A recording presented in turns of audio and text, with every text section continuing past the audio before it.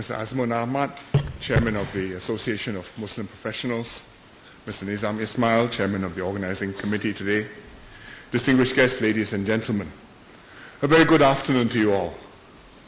I'm delighted to be here to join the AMP for its third national convention. AMP's roots began in 1990 when 500 Malay professionals organized the first National Convention of Singapore Malay Muslim Professionals. There was an intense discussion and soul-searching on the state of the Malay Muslim community and what the successful members of it should do about this. And then Deputy Prime Minister Mr. Goh Chok Tong spoke to the conference and challenged the participants to do something concrete to help the community instead of confining themselves merely to discussing the issues. There was a intense discussion. The group agreed and AMP was formed a year later. It had a focused mission to improve the Malay Muslim community's socio-economic performance. And the government supported the AMP in this mission and has supported it since then. It designated the AMP as a self-help group, and over the last 20 plus years, it's provided in total more than $13 million of funding to the AMP for its projects. The AMP has contributed much to the Malay Muslim community. I wasn't here this morning, but I saw the slides which Nizam used, and you have seen the data too, how over the years it has helped more than 250,000 people through its programs. How every month it provides tuition and enrichment classes for 1,300 students through the Mercu Learning Point. How it's assisted low-income families to start home-based businesses to supplement their incomes, whether they're selling kuih muih, whether they're making baju kurung, through the micro-business program. And AMP has worked well with the other Malay Muslim organizations like Mendaki, Jamia, or PPIS. Each one of these organizations serves a niche, and there's some friendly competition among them. It's inevitable, although overall they complement one another. And they come together in various forums, including particularly the CLF, the Community Leaders Forum, which is a valuable platform for the MMOs to address Malay Muslim issues together and holistically. The CLF is funded by Mendaki, and it reflects Mendaki's commitment to work with all groups to uplift the community. And this bottom-up approach, gathering all the activists together, has been effective in identifying and dealing with community issues. AMP participates actively in the CLF, especially in its Youth in Action program, and I hope it will continue to work through the CLF in order to cooperate with other Malay Muslim organizations, rather than establishing new platforms that would duplicate what already exists, such as possibly a different community forum. But thanks to the collective efforts of the government, of the MMOs and the individuals, the community has progressed together with the nation and together with your fellow Singaporeans. Across a wide range, as you saw the tables this morning, with higher household incomes, better education performance, larger proportion making it to tertiary education, dropout rates coming down steadily, and dropout rates for primary school come down to 0, and secondary school much better than before. Fewer divorces and minor marriages, and many other statistics. But there are still challenges. For example, drug abuse is still an issue, improved but still a problem. And last year, almost half the drug abusers who were arrested were Malay. Home ownership rates, very high, but compared to where it used to be, the home ownership rates have dropped over the last 10 years. In the bigger flats, in the private property, larger proportions are there because the successful Malays are making it and they've upgraded their lives and their homes. But there's also a larger proportion who are living in rental housing, or some small numbers, even homeless. And that is a reflection of the declining home ownership rates. And it suggests that some of these households are encountering financial difficulties, unable to service their mortgages. Either they were over-ambitious when they bought the house, or after buying the house they ran into some other financial difficulties. Or the family ran into some other family problems, broke up, no longer willing to live together. So one house which was enough, one family which used to fit into one house, now this same family has become two and needs to fit into two houses.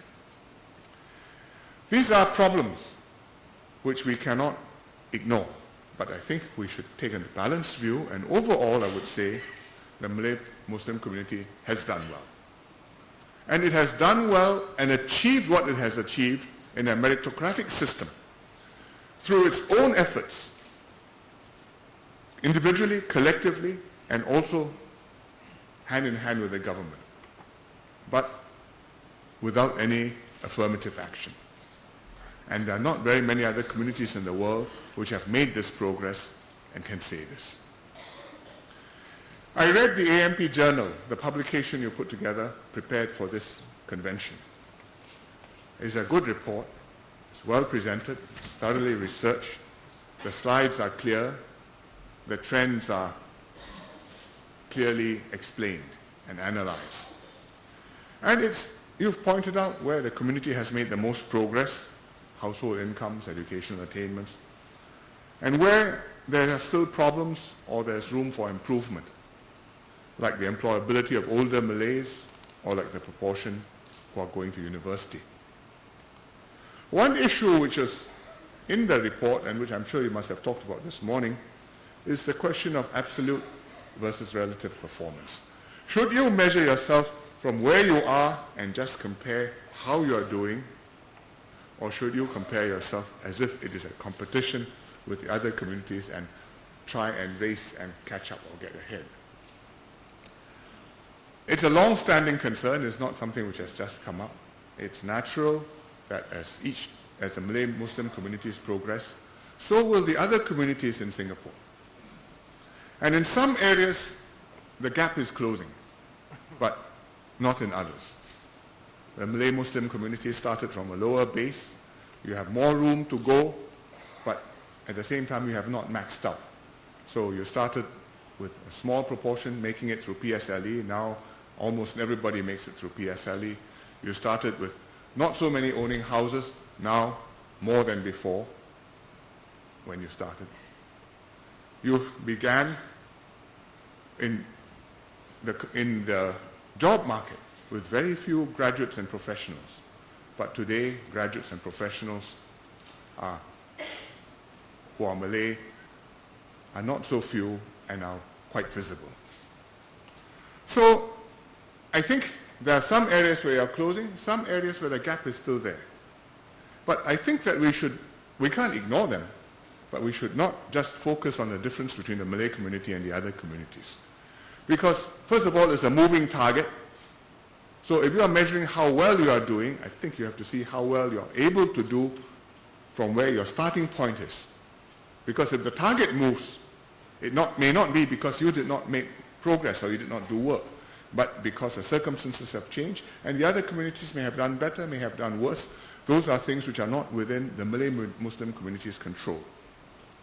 So it's better to concentrate on doing your best, the best possible you can do for yourself, and aim for steady progress.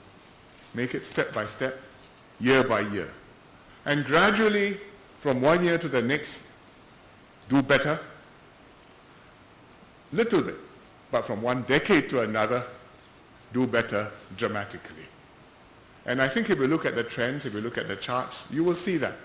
From one year to the next, small improvements, sometimes down, sometimes even down, sometimes a bit more. But if you look at it on a 10-year basis, I think we can in good conscience say, over 10 years, each decade has been better than the previous one. So overall, the community can take credit for this good result, and so can the AMP, because it focused on the social and economic issues and outcomes, because it identified these as the most important prerequisites for the community to success. And I think this is the right approach, and we should keep up the good work. What should you do going ahead?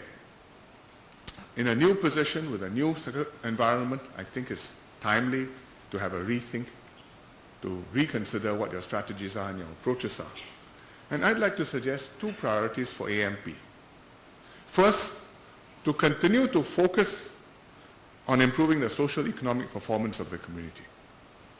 The key to this is the fundamentals: education, strong families, financial skills. You get those right, everything else will follow.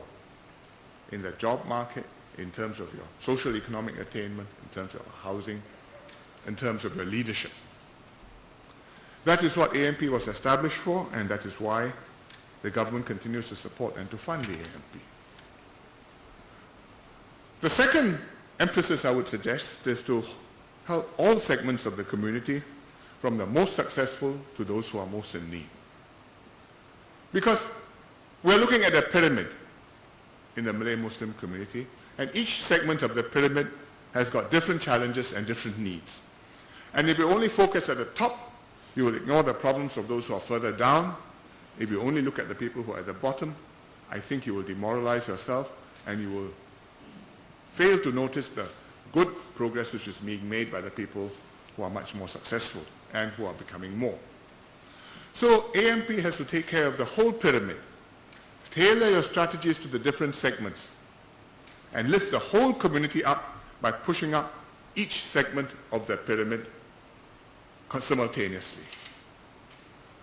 And those who are doing badly, help them to get out of trouble. Those who are doing average, help them to become above average. Those who are doing above average, try and excel. And if you are already doing the best and at the top of the pyramid, then leap up even further. I think that is the correct way for us to continue to make progress. And I'm happy to see that these are the priorities. These priorities are in fact in the AMP's report. For example, you have a lot of discussion on fostering progressive and cohesive families, which are the basis and a basic building block for our stable and for our progressive society. If families are dysfunctional, it leads to many, many problems. You have delinquency, you have underachievement, you have housing wars. Finally, the problem is not the housing, the problem may not even be the finance. The problem is the family failed to work, and because the family is unhappy, everything else went wrong. So it's important to strengthen our families, to enable our youth to achieve their potential and to maintain social harmony and progress. So too your emphasis on creating a community of inspired learners. I think it's right to raise the aspirations of parents, to encourage students to work harder, to motivate the students and design teaching materials, pedagogy, which fits the culture and the experience of the students. I see you have a slogan, graduates in every family. I read carefully what it meant, and I see you mean, they said, well, we want every family to have a graduate, and by graduate we mean it in a broad sense. Graduate from ITE, graduate from Poly, graduate from university. And I agree with these proposals. I think it's right, because this is what we are trying to do nationally too, to provide many paths of success for our students, to adapt our system to the abilities of each student, and to enable each student to do the best that he can for himself. And some will go one way, some will go the other, but each one should do the best they can. So this is a good example of working at all levels of the pyramid. And from the less successful to the most successful, and even for the successful ones to have many different pathways to success. Not just academics, but arts, sports, science, maths, business, many different approaches, because in fact, people are different and you have to fit it to them rather than force fit them into one education system. So that's how we're doing it nationally, and I hope the Malay Muslim community will continue to ride on our national efforts. The third item which I was happy to see in your report was talking about strengthening the community's financial architecture, and in particular making families more financially resilient. Implicitly, this is something which we have been working on all along, but it's useful to identify it as a separate strategy, because families which run into problems often do so as a result of financial difficulties. And if we can counsel or educate the families on how to manage their income and spending, how to live within their means, how, if possible, to put aside a little bit for a rainy day, how to avoid what sounds good but is really not a good idea, and stay away from people who tell you cheap loans, it comes by SMS, then it will avoid many downstream problems. So the government and the MMOs, including AMP, share these goals and initiatives. We've got government programs, we've got community programs which are targeted at these areas, and I encourage AMP to work with the government and to partner other MMOs so that you can preserve the continuity of the efforts and you can minimize duplication and you can get the maximum value from the work which you put in. The government will continue to support the MMOs in these areas and back them up with national programs. Funds is not the main constraint. We are providing funding to support the efforts, and if necessary, we can find more money. Funds are not the main constraints. The main constraints are the activists, the volunteers, counselors, social workers, teachers, mentors, people who will not only talk about the problems, but go out and do the back-breaking work, day after day, week after week, month after month, year after year. Working with the families, working with the individuals, counseling, tutoring, guiding, encouraging, sometimes putting them right, sometimes, if you know them well enough, gently reprimanding and say, please don't do that, do it this way, it's better. There is a severe shortage of Malay Muslim activists to do this work. It doesn't mean that all the professionals working on this need to be Malays, but it's easier if we have a good number of Malay Muslims working on this, because then when you're resolving social problems or engaging clients, you're on the same wavelength, you speak the same language. I don't mean Bahasa Melayu, but I mean you have the same reference, you can understand one another without any misunderstanding. There's no sensitivity that, who are you to tell me these things? And the religious context also will help to foster the right change in behavior. So I hope many more successful Malay Muslims will step forward and serve, whether in AMP or in the other MMOs. Not just to tackle problems, but also to be role models for families who still can do with more success models and stories. And this is the best way to build a caring and compassionate society.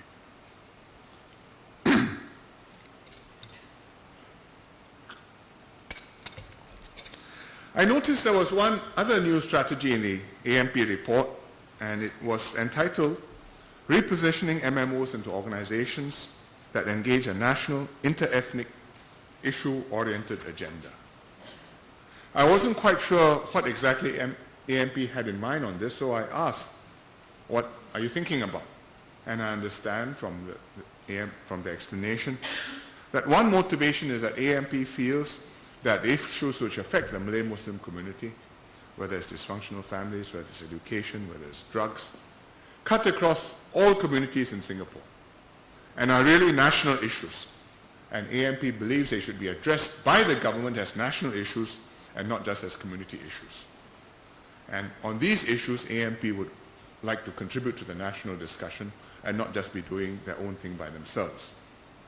And they also explained that AMP had no intention of developing into a platform for racial politics. My view is this. I think on these issues which affect the community, education, drugs, dysfunctional families, social economic uplifting, it makes sense for AMP to share their views more widely and to work with other groups and with the government. Because they have experience, they have expertise, they have something to contribute. And by comparing experiences, pooling resources, coordinating strategies, I think we can all do a much better job of what we're all trying to do. So we've encouraged AMP to work with other self-help groups, Mendaki, as well as the CDAC and SINDA and the EA, and to join in the national efforts and get it done together. But I would urge AMP and the other MMOs to have a care if you are venturing into civil society issues which are not primarily to do with the Malay Muslim community. And civil society issues cover a very wide range of concerns and interests. All sorts of things can be to do with the environment, can be to do with animal welfare, can be to do with foreign worker issues. Now, many groups out there, each one with its own passion, with pressing its own priorities, trying to influence society, trying to influence the government. And it is the way civil society is meant to work. But AMP has a mission and a role. And if AMP gets diverted into these matters, then I think it will lose its focus on your primary task, which is to tackle the social and economic issues in the Malay Muslim community and to improve the well-being of the Malay Muslim community. Furthermore, there's one other point which I think is worth remembering and reminding ourselves from time to time. And that is that in Singapore, we have tried very hard not to debate our national issues along ethnic lines. So when we discuss matters that concern us all, we don't do so as Chinese groups with one view, Malay groups with a different view, Indian groups with a third view, and then you try and compromise between the different racial views, which is how it's done in some other countries, not very far away. But in Singapore, we deal with issues and we discuss issues as multiracial groups, each with a different issue perspective. And this happens also in politics, where the successful political parties, you will know, are the ones which are multiracial in their composition and appeal. So Workers' Party is a multiracial party, and they had some success in the last general election. PKMS is an ethnic-based party, and they made no impact whatsoever. And the parties are organized multiracially.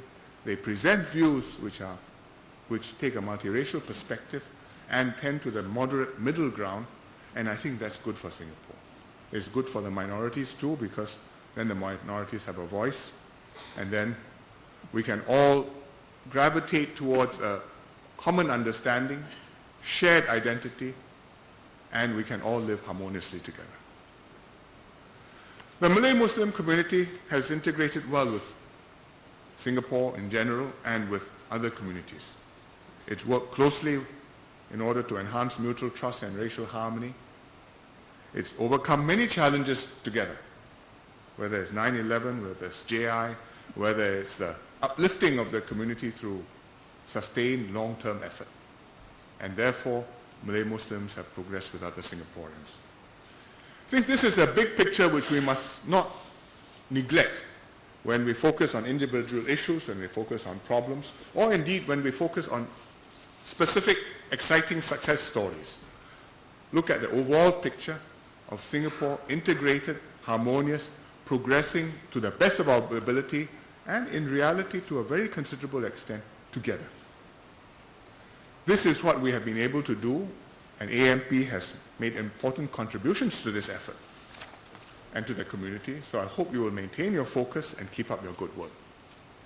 The government looks forward to continue cooperating with AMP and with the other MMOs to uplift the Malay Muslim community, and we will continue to do this. The more successful they are, the more gratified we will be. So I look forward to hearing your views and your ideas and to having a fruitful exchange with you. Thank you very much.